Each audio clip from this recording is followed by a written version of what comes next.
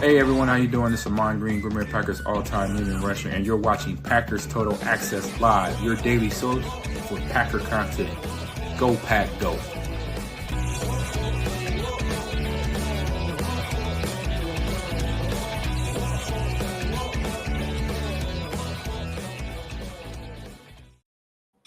What's up, guys? Welcome into Good Morning Lambeau. My name is Clayton. You can check us out on packernet.com. Find me on Twitter at Packers_access. You can text the show 865-658-5824. Joined alongside Tim on the road in an undisclosed location, trying to get woke up just like me. I was just telling Tim off the air.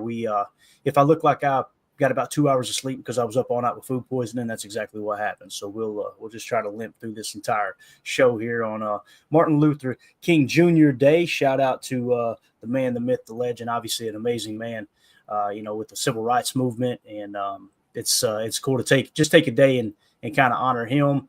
Don't want to get too deep into it, but obviously we heard the news that they're planning on releasing files around that. Which I think is absolutely awesome. So the American people can truly understand what exactly happened of obviously Martin Luther King Jr. life being lost at such an early age. But that's a topic for another day. But again, that's what we're celebrating. Obviously, it's Inauguration Day as well. So going to be an interesting day across the country. And I know a lot of people were taking off for this day in terms of podcasters and stuff. We're going to roll, Tim. We're here, man. We're here talking ball, No better way to honor those who have come before us or fallen before us and to say, you know what, let's keep this show on the road here, man. Let's give them a shout out and just keep this country moving. How you doing, Bo? Hey, well said, Clay. I'm ready. Let's go. I took the night off last night. I feel a little guilty. So I'm happy to be here this morning. No days off, right? There's always ball. And even in the off season, man, there's a lot to talk about. So yeah, no, I mean, this is the time of the year to take a day or two off. You know what I mean? I started to do it, man. It was about 3 a.m. and I had StreamYard pulled up on my phone and was just going to edit it to night show or afternoon show. And I'm like, let me hold on. I might feel better in the morning. Sure enough, I woke up and was like, let's do this. Now, last night in the bathroom crawling around like this, you know what I mean? All night long. That was me. So it is what it is. Mandy, cheese curds and my stomach hurt all the time, but I do eat them though. I'll tell you, man, I know what it was too. It was a steak.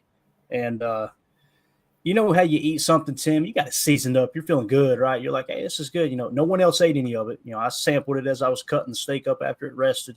And I was like, it's good, but it's got just kind of little, what is that little something? What kind of season? No, the same seasoning. You know what I mean? Just a little. Yeah. And a couple more bites. I'm like, hey, Mandy, I don't know. Something feels off here. I'm going to throw this away. We might have got a bad steak. Sure enough, 3 hours later, throwing up. Oh. No one else in the house throwing up, right? So it's like, took one for the team. Anyway, we made it, though. So like Holmes says, Notre Dame game tonight. We got to get rested up, got to get hydrated. She made me up a little Pedialyte, something other here, right? Nice. Like I'm 7 years old again. We got to get hydrated before kickoff. So wash your hands, wash your butt, man. That's it. That's all. That's all you can do, Tay. That's all you can do. Again, right. So excited, off 3 days. So I get to be live. Hey, it's been a blast having you in here, Jen. Appreciate you making us a part of your morning. Chris in. Good morning, Jen. Good morning, y'all. Good morning to you, sir. So last night, Tim, I know you were hanging out with the wife, and I went ahead and did a mock draft at the end of the show. Now, listen, it was rapid fire. There wasn't hardly any thought put into it other than got the cheat sheet. All right, that player's on the cheat sheet. He's best available. Let's take it, right? Mm-hmm. So understand when we do these mock draft, guys, we don't do it to try to guess what the Packers are doing. We don't do it to try to dunk on people. We don't do it to try to, hey, look how smart I am. We're simply gathering information. And you can do 30 mock drafts and not one of them will be the same, especially if you increase and decrease the randomness of PFF's mock draft simulator. So the purpose is to get as much information as you can and go, man, more times than not, we were not able to fill this specific need in doing the draft, right? So that's the reason that we did the mock draft last night, and I wanted to do it without the guys just to get kind of, here's how I would do it with no input, right, in rapid-fire fashion. Here's what we came up with, Tim, and I don't feel good about it, to be honest with you. What do you mean? Pick 23, we got Kenneth Grant. That was awesome.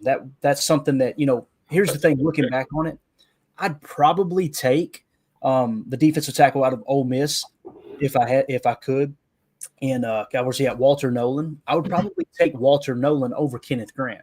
But again, PFF was saying this was best available and just kind of going through in rapid fire fashion there. that's what we ended up going with. Kenneth Grant's actually 19th on the big board. However, Walter Nolan is 34th, but I like Walter Nolan better than Kenneth Grant. So it's just an example, right? So we took with the 23rd pick, Kenneth Grant, defensive line. Obviously, man, I know that's going to be a controversy to most. Some people think we do not need a defensive tackle. I just have to respectfully disagree watching the lack of interior pass rush most of the year. Most people like to put it on the edge rushers, but as we've shown, they were really kind of playing contain. Most of the time you had one that's truly going after the quarterback. I feel like if you add some depth there at defensive line and create a little more competition at defensive tackle, more specifically 3-tech, I think that's really going to help your football team get pressure on the quarterback. So I want to get your take whenever you're ready. If you're not, we can wait a second. I want to get your take on Kenneth Grant pick here at number 23 and what you think about that, man. Well, you already know who my defensive tackle of choice is, right? It's a dude from Kentucky. Yep. But I like Kenneth Grant too. I haven't gotten to watch much tape on him, but I think he smacked it out of the park there. And I agree with you, Clay. I mean, we need help in the trenches, man. Really both sides of the ball, but especially on defense. So I'm all for taking a D tackle in the first round. I don't care what anyone says. I love it. I like the pick. I think Zy Alexander there at corner is a good pick too. I mean, and we got Kobe. You got Kobe on this list, man. Can't go wrong with that. We had that conversation. We got 2 Kobes on this list. I like it. The other thing that stood out to me that I'd really like to take back is taking back-to-back linebackers with the 123rd pick and the 160th pick. And as I think it was Deadfish pointed out, it was either Deadfish or Ron Samble in the chat last night pointed out, if you knew Jay Higgins was going to be there, would you have taken Kobe King at 123? And the answer was no, I would not have. But again, in rapid fire, sequence, it's kind of hard to know who's there, who isn't. Normally what I like to do is if in the top 3 available, I like to go and sort by those positions and go, okay, do I like somebody better than this player right here? Is it close enough that, hey, that warrants, if I'm going to take that linebacker, I need to take the one I like more, even though it may appear a reach to the public eye on our board, it's the perfect pick. And that's where you're kind of handicapped not having a horizontal board to do the whole thing. So anyway, if I drop this down real quick, just to kind of show you the other defensive linemen, if I can find it here, we go, and see what other defensive lineman would have been kind of popular in that pick there. Kenneth Grant, obviously we took him with the 23rd pick, and he is currently sitting at 21. He peaked at 17. Shamar Stewart is in the 25 spot. He peaked at 20. Derek Harmon out of Oregon, 26. He peaked at 23. Walter Nolan is sitting at 27. He peaked at 24. Tyleik Williams out of Ohio State peaked at 28. He's currently sitting 35th. And there's your boy Deon Walker. So Deon Walker is sitting in the 50 spot. And you notice he's raising up the board here. This has changed, right, multiple times since we've kind of dove into the offseason. I think he's going to continue to rise up the board as people watch the tape and start to realize, oh, that's why they struggled. Kentucky's whole defense struggled last year. So I could see that being the case there with Deon Walker. Don't be surprised if by the time the draft rolls around, he's in the top 32, So speaking of top 32, we've got somebody who's in the bottom 32 joining the show here, and that's our boy Emilio. What's up, Emilio? What's going on, fellas? What's up, Emilio? I just had my doctor's appointment at 7 a.m., right? Have the day off. Blew it. That's the way you do it. That's the way you do it, bro. You got to. Everything is geared around whether you can play some college football 25 the rest of the day. All day long. So. I actually been cranking on my board, Clay. I'll show it to you after this. But nice. I love it. Emilio is going to be creating a board separate from mine, in a similar fashion, I would say, right, Emilio? Yeah, kind of the same type of mindset. Definitely. I'm gonna try to just slam a bunch of numbers in there and see how it works. But I took yours as the base, is what I did. Good deal. And my board currently, I think I'm over 70 prospects that have been added in and have the first 3 qualifiers applied. So it's coming together pretty nicely. As long as we can continue to navigate around the food poisoning here, we're good to go. All right. So again, this mock draft is what we're talking about. We were kind of talking about defensive tackle, Emilio. I took Kenneth Grant last night with a mock draft and 23rd pick. And looking back, I wish I'd taken Walter Nolan. But again, we were just going rapid fire with not much information in order around me. What do you think about that? But let's key in on the first 2 picks. I think Tim pretty much liked it. Kenneth Grant with the 23rd pick and then Zy Alexander with the 55th pick there in the second round. Yeah. What do you think about those first 2 picks? We'll take it 2 picks at a time. Yeah, Kenneth Grant. I like that pick there. He's a solid dude at Michigan, played at a big school, has performed well for a few years in a row. What's it, 48th, 29th, and 18th on the big board. So from those the PFF of last year 23, 24, and then the big board. But yeah, I think that's a good pick there. And then cornerback, we're obviously going to need to take a look at it. And yeah, if we can snag Zay, I think that's a good spot. I am excited to kind of dig in here, see if we can get some of these kind of deeper prospects here. But I'm not mad at where we're starting with this. Yeah. And then Charles Grant, that's going to be obviously a firestorm of a response going, whoa, William and Mary, a tackle? Why are we taking a tackle? It's funny. You always go off precedent, right? And it's like, yeah, but we like to convert tackles to guards. And immediately the response is, but he's a true left tackle. That doesn't happen. It did last year. What are you talking about, right? So you could kind of push that out of the way now and go, Goody's not willing to take a true left tackle and try to convert them to a guard that plays on the right side. All bets are off now at this point is kind of the way I'm seeing it. Now, the reason we had to go this route, I want to mention our free agents that are scheduled to leave the Packers. And as you look at that mock draft, right, and I'm going to try to flash back and forth, right? We went D-line, corner, then we went tackle, which, obviously could mean they could play guard. 2 linebackers, which I wish I had that back. I would have taken Jay Higgins over Kobe King, and I wouldn't have even touched Kobe King. And then we would have had another pick there at 123. Kobe Bryant at corner with the 6th round pick, and then with the 7th round pick, we took a wide receiver, LeJonte Wester out of Colorado. Now, if you look at our free agents that are exiting, what could change that? Those 2 linebackers, if we were to keep Eric Wilson, which you guys know I'm in favor of, I hope they let him test the market and they go back and see, all right, he's not going to get hardly any offers. Let's bring him back on a 1 or a 2-year deal. Very cheap, very team friendly.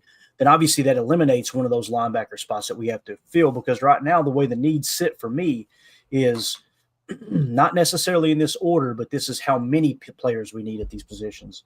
I think you need 3 cornerbacks, one of which needs to be starting caliber. You need to try to find someone that you're going to start day one. So 1 starting corner, 2 backup corners, and then we've got 1 starting offensive line, 2 backup offensive line. Doesn't mean they're going to start. It means you want them to compete for a starting job there. All right. And then we said 1 starting defensive tackle, predominantly a 3-tech, a starting wide receiver. If you find yourself in the first round and it's like, this dude is going to be a superstar wide receiver, he fell to you in the draft, I'm okay with them taking that. If it's the best player available, right? That's also why I'm team trade back in these scenarios as well. Like, make it for where it doesn't line up or where you have to take a wide receiver in the first round. And then, of course, linebacker, 2 backup linebackers. And it's because of this free agent list, right? Set to hit free agencies, Isaiah McDuffie. I'm not worried about that at all. I think we could do better, right? Tyron Hopper's going to step in and fill a void, but you still got to fill those roster spots out if Michael Barrett isn't going to be someone who potentially plays next year at the linebacker position. And then Eric Wilson at a 64.3 there PFF grade. That's my guy. What do you guys think about that linebacker talk there? Are we still on board with bringing Eric Wilson back, or would you rather take 2 swings in the draft and try to find a couple backup linebackers? I'm okay with Eric Wilson coming back. I like your, approach. Let him test the market, see what happens. Yeah, there's a chance he could sign somewhere, but maybe it's not as strong of a market as he would like to think, and we're able to get him back, and it gives us a solid piece to continue to build around with the young talent that we have. I haven't done a deep dive on the linebackers yet, but I know there are a handful in the draft that are worth taking a look at. So, I think you're right. I mean, Zay McDuffie's probably gone, right? I think we could all agree on that. And I don't think he's a bad linebacker. I just don't think he's the linebacker that we need, or that we are looking for. And yeah, I'm excited for year 2 of Tyron Hopper. I'd like to see more of him. And the only way you're going to do that is by, moving him up that depth chart and giving him reps. So, the thought of, possibly retaining Eric Wilson as a quote unquote backup or a solid piece, we can't forget that is our green dot when Quay wasn't available. So he's a valuable member of this defense.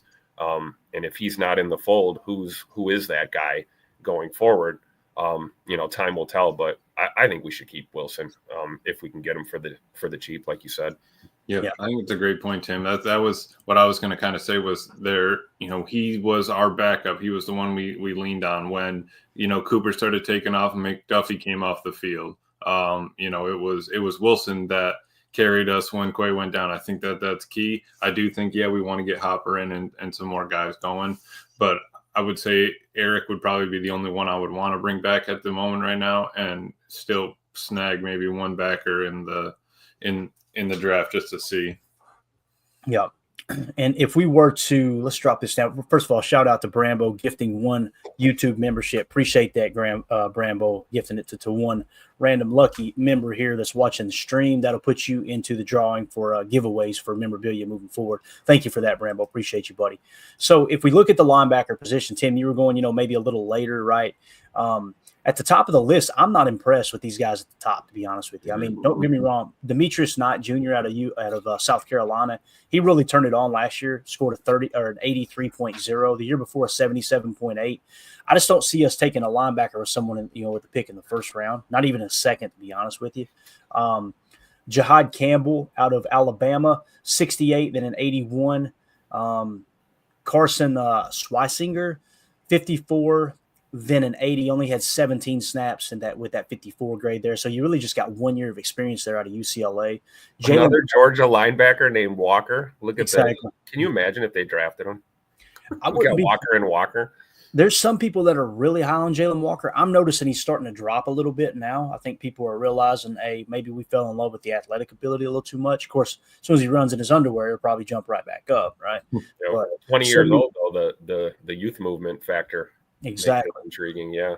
72 and a 73 there. Chris Paul Jr., man, he had a hell of a year, 82.7. Last year, a 59, though. So he's out of Ole Miss. Keep an eye on him. But as you go down, the one that really pops, there's two of them, really. Jack Kaiser for me. And I need to find out, if someone could find out for me in the chat, I'm going to have the chat here off the side so I can see. Did Jack Kaiser deal with an injury this year? Is there any injury concern there? Because I was thinking he's healthy down the stretch here. And we'll see him tonight if he is healthy in the national championship. He's right in the middle of that Notre Dame defense. But Jack Kaiser, man, last year was the fourth highest graded linebacker at a 90.3, but only 354 snaps. This year, 611 snaps with an 82.1. We look at it, it looks like he's healthy all year long, and he played at Penn State, so he's good to go. What do y'all think about Jack Kaiser out of Notre Dame? Am I being a homer here? Does that one kind of stick out to you? No, he sticks out. He's highlighted on the board there for sure, Clay. I do think that his mobility, I like that, he's got his run defense. I wish the coverage was a little bit better, right? But, he's kind of all over the field. I love that he had 70 tackles this year. That's ideal. You want to see him flying around, and the fact that he's pretty consistent with this grade also absolutely is going to help him. Yeah. Nathan in the chat says Jack Kaiser wasn't injured. He was just getting rotated out a lot. So there you go. Had some kind of like what Emilio said. They moved him around a lot, as you can see where his alignments were. So Jack Kaiser's one that catches my attention. But the one that I'm really in love with, like I said, we took Kobe King, 83 and 83. So he's steady. Only played 393 snaps last year. Kobe King with the 129th spot. You see what I'm saying, Tim? I feel better about these guys later in the draft than I do those first couple. It just seems like PFF seems to think that, hey, they were much – now, they didn't rank them higher, but they had way better grades. As you see here with Kobe King out of Penn State, which is Penn State U. I mean, had a hell of a year. His run defense grade, 89.2. Just like Jack Kaiser, though, coverage grade down a little bit, 65.4. And the other thing, Jack Kaiser, a much better tackler than Kobe King, as Kobe King's missed tackle rate is almost to the median mark at 11.8%. Yeah, this is exactly why I try to ignore the PFF ranks when I go through these players. You almost want to scroll, to page 2 or 3, or go to the bottom of the list and work your way up and kind of just ignore those ranks because, we don't understand how they come up with them. And then you start digging into the comparables and you look at some of these, game grades and things like that. And it's kind of hard to understand why certain guys are ranked where they are, right, and other guys are higher up. So I definitely like, Kobe King is, you look at some of these measurables, man, it's crazy to think that he's not higher up on the list right now. So that's right. Just, it's like you take everything with a grain of salt. We always talk about PFS, not everything. So it's fun to do this. You break down these players and you kind of come up with your own ranks. And it's so true, Clayton. You look at this linebacker group, the top of the list is not where I look right away. I'm looking towards that middle of the list. And I don't think we're going to go super early with linebacker if we take one anyway. We're probably talking 4th round, maybe, right? 3rd, 4th round or later. Yeah, that's what I'm thinking. And Fred McFarley says Kaiser is almost 25 years old already. Now, here's the thing. When we talk about that, what was our problem this year? Lack of experience, youth, right? Now, I know immediately people shift to, well, that doesn't count as NFL years, right? They've been playing football 1 year or 2 years longer than the other prospects. Now, if you don't think that matters, go look at Bo Nix. One of the knocks on Bo Nix this year was he's so old. He's been playing college football for 10 years, what everybody was joking, right? He comes out and he looks way more ready than like a Caleb Williams, right? So that's something you got to take into consideration as well. This is that age-old, argument, right? Conversation. Like Fred's saying, it's true. That's probably why he's dropped on the boards, is being almost 25 years old. But we draft someone and we go, well, it's going to take a couple of years. He's young and inexperienced. And then you draft someone 2 years older and you go, he's a little too old to be drafted. And it's like, what are we talking about here? Which one is it, right? Yep. So Jen Wright asked the tough question. Any of these guys captains? That's the stuff I would like to know. Most of these prospects were probably captains on their college team, to be honest with you. That's usually how that works. Like Carrington Valentine was a 7th round pick. He was a captain in Kentucky. Yeah. Right? So if you make it to the NFL, chances are you were a captain for your college team. That's typically. And if anybody finds a list of captains, send it this way because that's going into the board. Huge information there. Fred McFarley says, yes, Jen Kaiser is. Oh, so, there we go. Put a little star there. Thank you. He was my top one in the board. I mean, and Kobe's my 3rd best so far. Which is crazy. You're looking that far down in the board, right, and you could still maybe find, we're just looking at numbers, but find that sort of talent just based off of a baseline consistency, numbers, production, that sort of thing. Right. And when you look at the overall grades, it's like these guys feel like they should be at the top as opposed to these guys. And that's why when I look at Kaiser and King, like if you click on Kaiser real quick, it's the coverage grade. Look at the comparables. Between King and Kaiser, we always talk about, having a linebacker that's able to cover. We were talking about, Zay McDuffie, and, he's going to give you the best, effort and everything, but his pass coverage that's not a strong suit. So I think if we're going to go to linebacker, we need to consider that. We can't always put that on Quay. Oh, Quay can cover. Well, we need multiple linebackers that are able to cover. Yep, definitely. Moving along here, Cody Simon, 13th highest graded linebacker in college football, 89.6. The year before, 77. The year before, an 80. He's out of Ohio State. Everybody is talking about the edge rusher there, Jack Sawyer, and listen, Sawyer's a dog. But this is a guy that I haven't heard his name mentioned hardly one time, and pretty solid, really. The missed tackle rate, that's kind of rough. The average depth of run tackle is rough as well. Missed tackle rate of 12.5%. But here you've got here's a guy that's coverage grade, right? Which is funny. If you click first look, typically it won't have any information, and it says, "What you'll prove me wrong this time." Here we go. Here's the guy. I see it. Here's the guy. Love it. I love the humor they add in there. They know we make fun of Chris Collinsworth, who now pretty much, I think he owns PFF or bought into PFF, but something like that. Yeah. Cody Simon, there's you a cover linebacker, Tim, but you're sacrificing that missed tackle rate, man. Right? Yeah. I mean, that's the part that sucks. So, again, the one with the best missed tackle rate right now and in a combination of a coverage grade is probably Jack Kaiser. 4% missed tackle rate. That dude's a dog tackling the ball period, right? Yep. Now, his average depth of run tackle, 4.9. That's important, right? Look at that run defense grade, too. Yeah. My goodness. Definitely. All right. So we're getting close to my favorite prospect. We'll keep scrolling through here, Look at Jay Higgins. Not my favorite overall prospect, but linebacker prospect. Jay Higgins from Iowa. Yep. He's going to be 23 years old, 6'2", 232, PFF grade 89.4, and then an 89.1. You're talking about a guy that many people are going to have lower on their board. He's going to be very high on Clayton's board. This is the dude right here. All right. Look at his missed tackle rate, 9.7%, so above the three-quarter mark, right? Average depth of run tackle, 3.7, all right? So not bad there. It's above the median mark. Run defense grade 76. Pass rush grade only 72.8. But look at that coverage grade. Look at that coverage grade. Holy 92.1. Emilio, what are you putting more emphasis on? I know you want a balanced linebacker. What are you putting more emphasis on? Coverage or run defense? What are you thinking, man, at a linebacker? At a linebacker spot, I think that right now, just the way the game's going, the fact that we were getting burned on deep digs all season long, it seemed like maybe just because we weren't able to play that 3 high 4 under, but I do think that coverage is going to be, a little bit more our speed that we're going to want to try to chase down. I also liked his coverage grade being high with him playing, over 100 in the slot for the past 2 years. I think that's kind of key. The fact that he can walk outside and go play either tight end, wide receiver, running back, whatever it is, flexed out and not just always stacked backer. I think that's big. But I would lean my hand in coverage. When you think in terms of deployment, right? Let's look at what Halfley did this year. We were in the nickel most of the year, right? So there's only going to be 2 backers on the field. So with those 2 backers on the field, it's going to be Quay and it's going to be Coop, right? So you got Quay Walker and you got Edgerrin Cooper on the field the majority of the snaps. When you go to your base 4-3 and bring that guy in, why are you going to your base 4-3? Probably because it's a running situation, right? So the role they're going to play, unless Quay or Cooper go down with injury, is probably that third linebacker if they win that spot over Hopper or Eric Wilson if he comes back.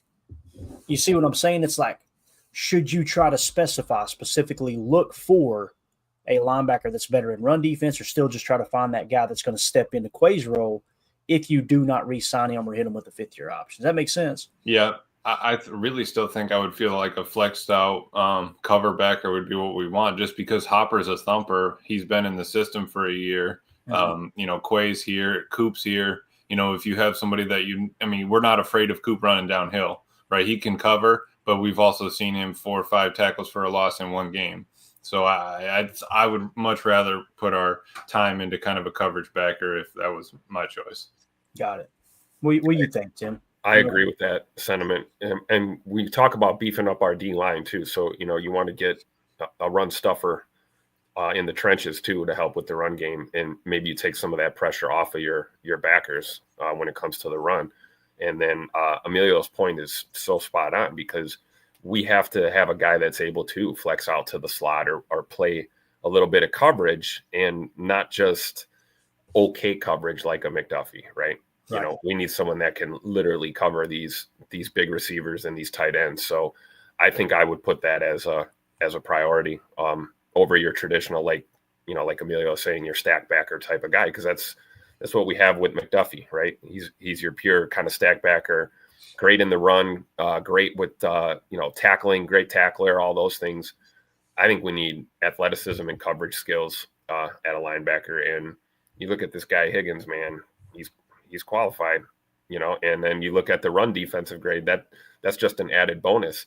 There's a few in this draft that kind of check both of those boxes. And, those are the guys you want to look at. But I would defer to a coverage backer for sure.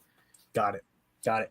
Patrick says in the chat, I love you guys, and thanks again for the gifted membership. I'm a disabled veteran, and this is my go-to for fun. Hey, thank you for your service. Absolutely. And obviously laying it all on the line for our country. Appreciate that more than you'll ever know. And again, shout out to Brambo for gifting a membership. That's the type of people it goes to, which is absolutely awesome. So again, Patrick, thank you, man. We appreciate the kind words, and thank you so much for your sacrifice, bub. All right, let's move it along. Any other linebackers that kind of grab our attention? You got a couple steady eddies down here at the end, right? Toward the end of the draft. Look at this guy right here, Jaylen Walker out of India. Yep, I was just gonna say that's he's actually top like 10 on my backer list. So he's starting 3 linebackers named Walker. Yeah, we might as well. Done. Hey, Emilio, this screws you up on Madden in the draft. Sometimes you take the wrong one, right? Oh, it does. Oh, because it's got the same first initial too. Yes, that's a Jay Walker, and you're like, how's he a bust? I know I scouted him. Yeah, you got to remember the schools. That's the way to separate them. We're sitting there. How did he last this long? Pull the trigger.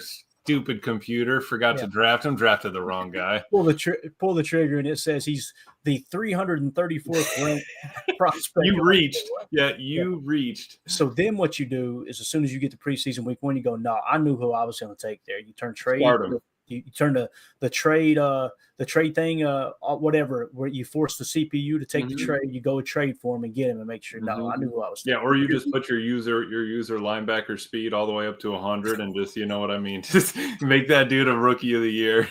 Somewhere Jacob is sipping his coffee going, yep, do it all the time. Do it all the time. Right. Jen Wright says Walker, Walker, and Walker. Sounds like a law firm. It does, doesn't it? Walker, Cooper, and Walker, right? Or Cooper. He is Walker. highlighted for me though, Clay. He definitely is. So I want to do a little digging. Let's check it out. Just because of the dude's consistency, right? So I mean, going all the way back, he's carried those numbers across. The only thing really bringing him down on the board would be his ranking right now on the big board. Dude can cover. He's at 15. That's kind of where the average is for most of the linebackers, 15 to 19 on those coverage snaps. But again, I think I'm still leaning towards that. You know, with a 3-yard tackle depth, not terrible. Might need to tighten up those missed tackles. But for a late round gem, I'm not mad at it. Yeah, that's a dude that, like you said, man, with the 200 pick, if he does fall that far, and he played at Indiana. I know people probably roll their eyes a little bit at Indiana. And they played damn good ball this year, man. And they played some tough opponents, right? This is Indiana, the same Indiana I'm thinking about, right? The Hoosiers this year. Yeah, I mean, look at the opponents they played, right? Let's see. You have Notre Dame. I know was the big game there at the end. He had a 67.5 against Notre Dame in the playoffs. Before that, Purdue 94.1, had a 66.6 at Ohio State, had a 70.7 Michigan at home, right? Nebraska had a decent program, if I remember correctly, this year, 71.9 at home against them. So they played decent competition, right? And, in terms of where he lined up on the D line, and so he actually mugged the line of scrimmage 108 times. He played in the quote-unquote slot 118 times. Typically, that's when they flex a linebacker into the slot. He'll go out there and walk out with him. Yep. And then, of course, in the box, just a normal stack backer position, 454 snaps there. So that's an interesting prospect, man. It really is. So, again, pass rush grade, 87.6, run defense grade, 84.6, coverage grade, 71.1. So it's obvious his overall grade is getting blimped a little bit because of the pass rush grade, right? But, I mean, how many times have we fired Cooper this year, right? How many times have there was multiple times we fired Eric Wilson on a blitz too. I think he had a sack or two this year. Yep, so definitely. That might be a player for Coach Half toward the end of the year. Let's see if there's anybody else at the linebacker position. Here we go. Teddy Buchanan. How can you not draft somebody named Teddy Bear Buchanan? You know what I mean? He played for the Cal Bears, and his name's Teddy. Let's go. Doesn't get any better than that. Teddy 82 Y-E. I like that. 82, 77. He's 6'2", 235, senior out of Cal. And let's look at some of the measurables here. Missed tackle rate only 9.2%. That's above the 3/4 mark. Average depth of run tackle is sitting at 4.1. I'm trying to read this average depth of tackle here, Emilio. Yeah. That the higher the worse. Is that right? That's how I see it. But when it's negative, you know, when it's like 2.3 yards, the color's orange, which would seem like it's bad. I'm not 100% sure. We do kind of need to dig into that. He is also a gem on mine, though. Teddy is. Because that average depth of run tackle too might be in the opposite direction from where they line up, maybe. You know what I'm saying? So the lower the better. I don't know, or maybe the higher the better. We got to be careful with that. That's the whole point. I wanted to bring that up and ask you guys that because it's weird that it's going red. What should be a better grade. So, but I do love 20 coverage stops, tied for 10th. That's big. Dude's 200th on the board. You know what I mean? But can cover that well. That's huge. Yeah, completion percentage too, Tim. You're talking about a coverage backer, 56.3 completion percentage. It's tied for 20th best in all of college football. Love it. Coverage grade, man. Love it. Yeah. I'd probably like to go back and watch that Miami game, or at least some highlights of it, see why he was bad there, and then go from, then maybe check out NC State, go from there. But if we can snag somebody late like this in the draft that can still cover, you got a little bit of speed on them, I wouldn't be mad at it. Yeah, I agree, man. And again, the reason we're going through these, people are going, why are y'all spending so much time on linebacker? It's looking like we're going to have two voided spots on the roster, right, to fill. And when we did our mock draft, I ended up taking 2 linebackers in the 4th and the 5th. What I'm finding out is don't even think about taking one in the 4th. Wait till the 5th or the 6th because there's so much depth on the backside. There is. That's why you do these type of projects here. So that's Teddy Buchanan. Is there anyone else in here? David Jabinda. Is that how you'd say it? Yeah. That's a joke waiting to happen. Look at Tim giggling over there. His 13-year-old self just came out. Jabinda.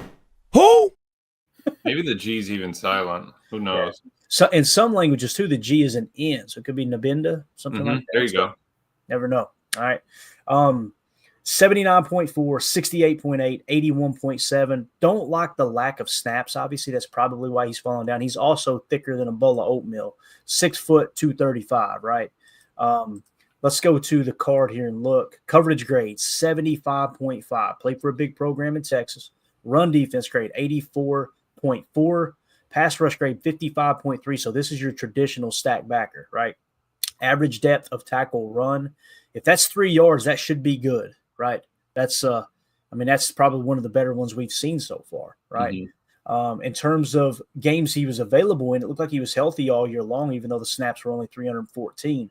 But again, 79, 68, 81. Coverage stops, only 7, so that looks kind of bad. Of course, he didn't have a whole lot of attempts there, right? The completion percentage against, pretty rough. But when you look at the coverage grade, you would say, hey, his coverage grade's high, but the completion percentage against 87.5. Just because they completed the pass doesn't mean it wasn't good coverage, right? It could be just one of those bad luck type situations. That's where you'd have to go watch the tape. His passer rating allowed, only 45.8, which is 10th best in all of college football. So some of the bigger games he played in, look at these scores, man. Ohio State, we'll go from the last game to the first. Ohio State, 71.9. Georgia at home, 88.2. On the road at Texas A&M, huge rivalry, a 90 PFF grade for that game. Let's see, on the road in Vandy, 82.1. Georgia at home earlier in the year, 74.3. This dude gets up for the big games, does he not? Yeah. So sure looks like it. That's a guy there. Again, David Benda. We're just going to call it Benda. There you go. A guy that keep an eye on him later in the draft. Yeah, I'm convinced now you should not pull the trigger on a linebacker until after the 4th round, probably even the 5th round. This draft looks like it's very deep with linebacker. So that's what we wanted to do this for. I'm glad we did it. Adding more fuel to the fire, Clayton, of trading out of that 1st round, right? Might trade down, load up on the back end. Yeah, and it's funny you mentioned that too. Let me drop this down real quick, and let's go back to another guy to the list. Let's go to the. Did you add him? Yeah, we got to add another guy to the list now. All right, there you go. Let's go to the consensus big board real quick here. All right, and let's look at that.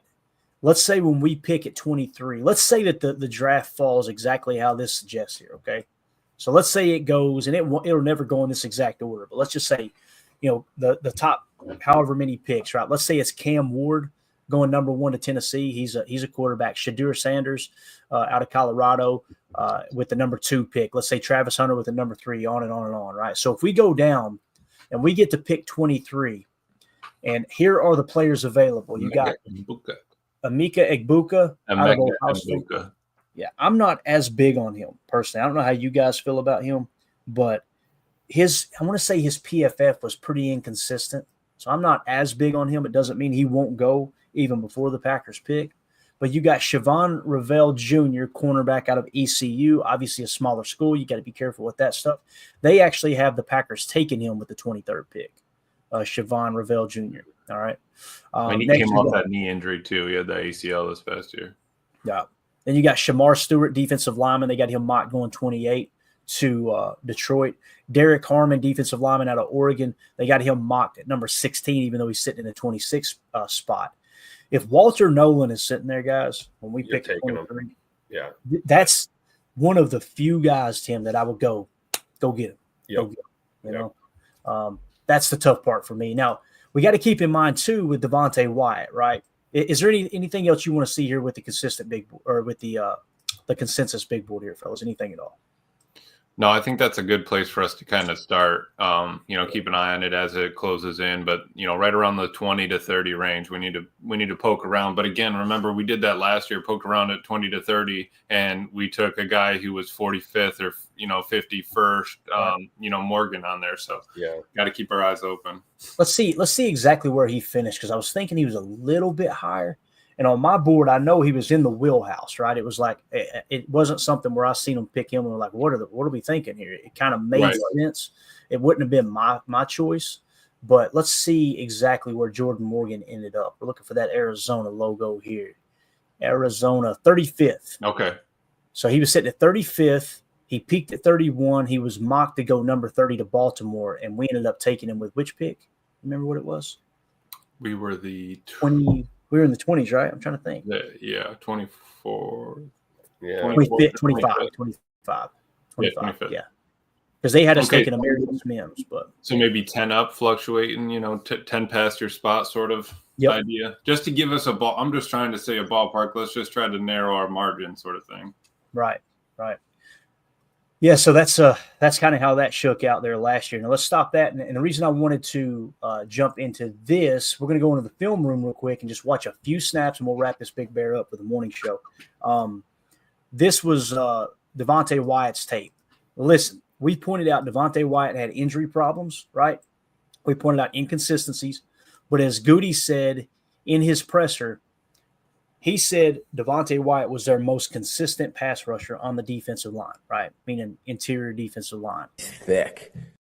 On the tape, here are his sacks. He had 5 sacks. So let's watch this from the end zone cam and just see where he's lined up. Okay, right here you see he's pretty much in a 4-tech, right? So he's right over the tackle. And you'll notice here, I don't know if this is Kenny or not, but this is what Kenny played all year long. That's what we're referring to in the 1-tech. So when we say 1 and 3, we're talking about this guy being the 3, the one who's going to play a 3 to 4 tech, and the other playing nose, shade, 1, that type of position. But watch, again, Devonte Wyatt right here. So you see the TE, right? Sack. He showed flashes. Like he's that pass rusher. He's a great pass rusher when they turn him loose. Right. The problem is the run defense. But again, I just want to show this is why Goody is probably a little bit hesitant Jason Wilde said he thinks they'll pick up the 5th-year option on Devonte Wyatt. And you guys know where I'm at. I think they'll pick up one of the 2 at least with him and Quay, possibly both. But watch him right here. This is that 3-tech we're talking about. See the 1-tech here, right in between the guard and the center. And then here's Devonte Wyatt in the 3-tech, right in between the guard and the tackle. Let's watch him work. So we've seen an ET stunt or a TE stunt. Now it's just a straight rush, collapse in the pocket, sack. All right. And again, this is his highlight reel, so it's going to look you're not going to see the low lights on this. We're just pointing out here's what he does well. It's definitely getting after the quarterback. So now you've got a little bit tighter front. You've got a guy playing a 2-eye instead of a true 1. And on the other side, you got him playing what I would consider a 3-tech. Wouldn't you consider that a 3-tech, Emilio? Outside shoulder of the guard? Yep, I would say. All right, so we got another 3-tech here for Devonte Wyatt. Let's see if he works in or out. Through a double team. Yeah, that's a coverage sack, right? Yep. Coverage sack, and he fought through the double team. Now, you notice how he was kind of spying there? That's that touch spy. And this is the difference between him and Kenny this year. You see Kenny kind of playing a little bit of spy through. He's being very, very, Gary's going in. He's getting held like a son of a gun, obviously, getting bear hugged. But Gary works in, and you got Kenny. This is kind of a slow developing pass rush to keep Will Levis in the pocket. Kenny's working outside. Devonte Wyatt's making sure he doesn't rush up the middle. So you see him holding this point. Then when he shoots his shot, he goes. So it's almost like a double spy there, right? Where you're kind of contained with Kenny while Gary crashes inside. And then, of course, you have Devonte Wyatt working through a double team on a little touch in the middle. All right, here we are with him playing a 4-eye. You see him out wide right here. Notice no one's in the 1. Mm-hmm. You could probably call this a 3, but I think it's more of a 4. But I'm pretty sure this is Wyatt right here. He's going to be playing a 4-eye on this pass rush. Yep. Oh, look at the spin move. You seeing this? Somebody come look at this. And he knew that was. We talked about that beginning of the year watching the Jets. Remember, we talked about the wide spread and nickel look, nickel wide or whatever. And both him and Brooks knew, okay, I can work the man to the inside. You can set him up kind of, I'm coming uphill, and then just worked him right underneath, gone. Yep. Too fast. Yeah, and again, when it's just a true pass rush, he can do that. The problem is it's few and far between where it's just, all right, guys, go get him. Because look at Carl on this play. Carl's doing touch spy. See him? Yep. He's protecting that middle. Watch 94. Well, engage. All right, let everybody work. Now, if he tries to scramble. Carl took his guard and then the center, who would have been Wyatt's help. Bingo. And occupied him. And the reason he didn't have help right off the snap is because Wyatt's playing so far out on that 4-eye, right? And when he arrives at the quarterback, what I really like about Wyatt, he's angry. He's violent when he gets there. Mm-hmm. Yep. That's something you want in your defensive lineman. So there's another sack. All right, let's move it along. I think this one, is this on Anthony Richardson maybe? No, this is it's against the Saints here. All right. So where is Wyatt? To me, it looks like this is him right here. So he's in a 4-eye on this play. All right. Again, that's what we're talking about when we talk 3-tech. Actually, yeah, that was 4-eye, right? Yeah. Yep. So you see him, he's kind of working off of a TT. Carl goes first. He works laterally, he being Wyatt, off of the TT with the double team. Boom. So he's working the spy, but he's still being aggressive going after the quarterback most of the time when you're talking about these touch stunts in the middle. That's something, I don't mean to dog on him, but Kenny has just not been good at that, man. He hasn't. He just kind of gets hung up, you know? So I wanted to show that because we're talking about drafting a 3-tech in the first round. I'm talking about it. I'm leading that charge. I don't want to put that on anybody else. I think we need a dominant 3-tech. Wyatt can be that in the passing game. It's just the running game is where he's very – Kenny is not going to be here next year. If he is, that contract's going to have to be restructured big time, right? So who's that other guy to step in? It may be Carl. If Carl goes down with an injury, guess what? Now you're down to your 4th string defensive tackle. So – that's why I'm thinking we need a true 3-tech if the board falls just right, and that's why we want to show if Walter Nolan's there or one of these top guys fall, like a Kenneth Grant, a Tyleek Williams, a TJ Sanders, and a Walter Nolan. Any of those 4, if they're sitting there at 23, I'm totally good with Goody taking them. So with that being said, I would much rather trade out of the first round. That's just me personally. So let's go around the horn one last time here, and we'll end this thing before I throw up on my keyboard with this food. It's come back a couple times while we're sitting here, and I'm just trying to muscle through. Reel it in. Nothing, man. That's no. I like the little deep dive on them. We got a lot more way to go, but no, I mean us trying to chase down some defensive guys has been the true test of time for years now, right? We're always kind of taking the dive in there and just rely on our production on the offense, which we've had really good luck with in the O-line, luck with the receivers. We got a good quarterback. Let's see what our running back happens, this year after coming back from the injury, the most recent pick, and then we kind of go from there. But our offense has been cooking. I think we really do just need to focus on defense like we have been and just keep kind of replacing. We got a tight end now. Besides the O-line interior, we're probably going to be diving into defense a lot this offseason. Oh, yeah, no doubt about it. Tim, you got anything else? I was going to hit this comment here, but no, let's go. Let's do it. All right. Zane says, stop drafting defensive players with 3 exclamation points. All right. Yeah. Packers haven't produced on dogs in a while. Get a proven veteran, please. All right. So, Adrian Cooper? Yeah. Feel pretty good about Edge Cooper.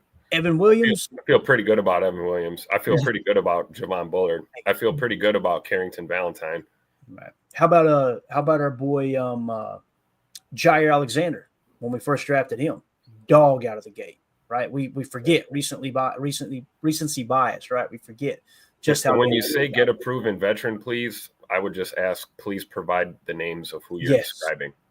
Yeah, because it's real easy to just say get a proven veteran, right? But you're not naming who you're talking about. And here are the free agents, right? T. Higgins, wide receiver; Trey Smith, guard; Javon Holland. Are we going to go out and spend $20 million a year on another safety? Probably not, right? Chris Godwin, wide receiver; Khalil Mack, edge defender. People go, yeah, let's go get Khalil. Had a great year, last 2 years, right? 34 years old. When's the drop off coming? Are you going to? He's going to want a truckload of money. Yeah, right. And he's not a 3-tech. He'd be another edge defender. So the problem still exists in the middle where Kenny's at, right? DJ Reed, cornerback. You want to go get him? We're on board with those type of picks if it's for the right price. But are you going to pay DJ Reed $16 million per? Yeah. Amari Cooper, wide receiver; Ronnie Stanley, tackle; Sam Darnold, quarterback; Josh Sweat, edge defender; 73.2 and 67.2 PFF grades the last 2 years. He's going to be 28 years old. Another edge defender, right? Stephon Diggs, wide receiver; Deshaun Reddick, edge defender, who, by the way, completely screwed the Jets over this year, not showing up half the year. You want to bring that into the locker room? Yeah. About that? Nah, I'm good.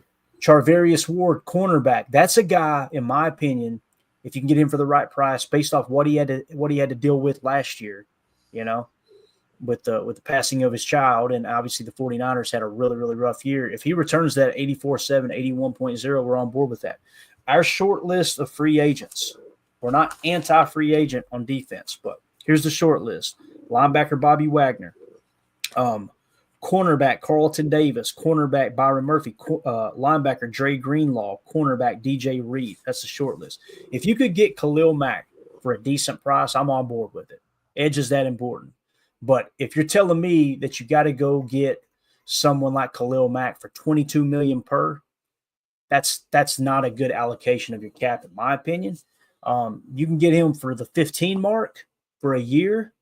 I just don't think he's going to settle for 1 year, hardly any guaranteed money. Let me just go take one for the team type approach, right? So, yeah. There you go. That's it. Again, Zane, thank you for the comment. When you say stop drafting defensive players, though, I could not disagree more because we would not have Cooper. We would not have Evan Williams. Cooper, in my opinion, is the reason the defense really stabilized late in the year. Like, that's a dude that it's obvious the coach has seen it too because he stayed on the field there toward the end. So, yep. All right. Anything else, Tim? You get the final word here, sir. No, I think that's spot on. I think Edgerrin Cooper, we're going to look back. He's going to prove to be one of our best draft picks in, man, maybe the last decade or so when it's all said and done. And, I agree. I don't like the idea of just bring in a veteran, pay him a truckload of money. Hopefully we get a great year. And then, we're stuck in cap hell, or, we chose not to draft someone because we brought a veteran in. I like going to the draft. I'm not opposed to bringing in veteran players. I've said that multiple times. I do think this team being super young is not always a good thing. Yeah, you need some experience peppered in there. But I'm not willing to just, jump off that cliff and just say, hey, we're not drafting a defensive tackle or something. I think there's enough talent. This draft probably not as strong as last year's, but I do think there's some gems in there. And again, ignoring that ranking list and just kind of diving into some of these names on your own and seeing who's going to be, a good fit from a Packer perspective. That's the approach I want to take. And then you look at free agency, keep an eye on how negotiations are going with a lot of these free agents. And then, yeah, maybe you can sneak in there and, make an offer and get a veteran to come over to Green Bay. That'd be great, but I don't think that should be the priority. I think looking at the draft should be the priority. Yeah, I agree. And again, this Khalil Mack, Emilio, you got the final word here. Yes or no to Khalil Mack for $22 million? Not for $22 million. Right. That's where I'm at. He's been good the last 2 years. Emilio said 91, 91.8 and a 90.2, but $22 million, man, especially knowing that you got to pay Zach Tom, knowing you got to pay one of those two receivers, whether it's Christian Watson or Romeo Doubs. Now, if you go get Chris Godwin, let me just be honest here. You guys have heard me talk about Chris Godwin. If you go sign Chris Godwin, I hate to say it, the writing's probably on the wall for Romeo Doubs, Christian Watson. Yeah. Sucks for Christian Watson. I was thinking about that earlier today. I'm like, Christian Watson, week 12. God, it sucks. Yeah, that's brutal. Yeah, man. So bad. Against the Bears. Like, why even put him out there? I get angry every time I think about it. It's like, why? Man, sucks. It does. It does. We're going to end the show all somber here. All right. Moment of silence. Hey, but you know what? He's a young dude, man. You never know. Maybe he rehabs, comes back. I love Tim. I'm trying to be positive. You can basically write off the 2025 season, obviously. But I think you're right, though, Clay. We'll see what Goody does. We're going to get our answer real quick about Rome and Scoot, based on how, this draft shapes up and free agency. Yeah, definitely. Drew D's going to end on a positive note. He said, you watch Watson kill it the second half of next year and get a big contract. So, I hope it happens, Drew. I hope it happens. I was watching his tape earlier today. His throw, air yards of 20 yards or more to Watson. He was a damn dog on those deep shots, man. He averaged over 20 yards a catch, right? There's something crazy like that. He was pushing 30 near the end of the year there. I think he was like at 29 and change. Mm-hmm. Out of hand. Yeah, and I honestly had it pulled up so we could share it and watch the tape. Like, look at Watson. And I kept going, but we won't see them till week 12. I ain't doing this to myself. I ain't going to do it. I'm not going to do it. It's like going downstairs and staring at the presents 3 days before Christmas, right? Just pretend like they're not there. We can't open them yet. So anyway, that's it, guys. We're out of here. Everybody have a wonderful day. Appreciate y'all hanging out with us. Shout out to Brambo gifting a YouTube membership to a lucky fan here. And, you guys and gals are awesome. No show tonight unless something changes, because I really want to sit down and watch this national championship. Yeah. Ohio State will probably smack the piss out of Notre Dame, and I'll be depressed the whole time. But we're going to watch it. We're going to sit through it because, boy, you talk about a team catching momentum at the right time, man. Ohio State has got it right now as they enter the playoffs and obviously going into the national championship. So everybody have a great day. Stay warm out there. I know there's a cold front across the country. Everybody stay bundled up, right? Wash your hands, wash your butt so you don't end up like me. Go Pack, go. And we go. We out. Bye, guys.